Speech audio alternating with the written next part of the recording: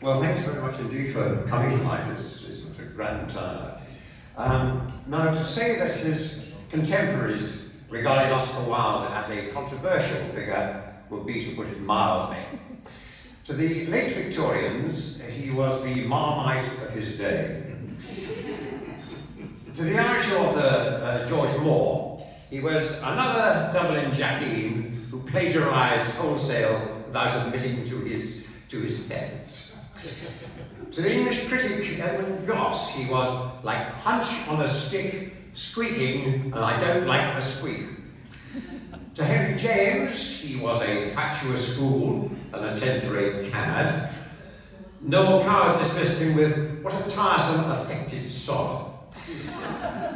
And the English journalist T.W.H. Crossland frothed at the complete mountebank, the sated posturer, the flabby Pharisee.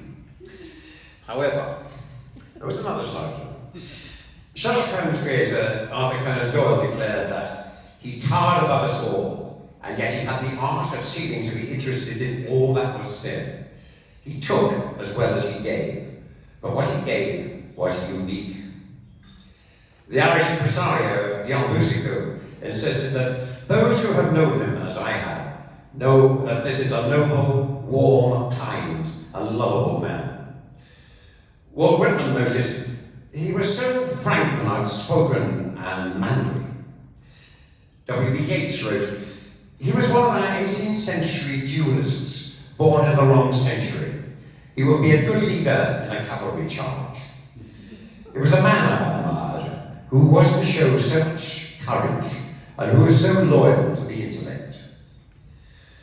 Sir William Rotherstein, the artist, said, he talked as others painted or wrote. Talking was his art. I certainly never heard anything like him. The American man about time, Simon Ward. He was one of the few men to gain the more you knew him.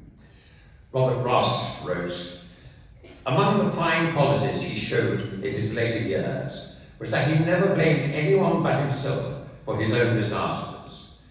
He never bore any ill will to anybody. Robert Sherrard said, if he had taught me nothing but the great value and happiness of life, I should still owe him an unpayable debt. I know I owe Oscar a debt. He changed my life very much for the better. And I'd like to give you the toast, happy birthday, and thank you, Oscar. Unfortunately, I don't have a drink.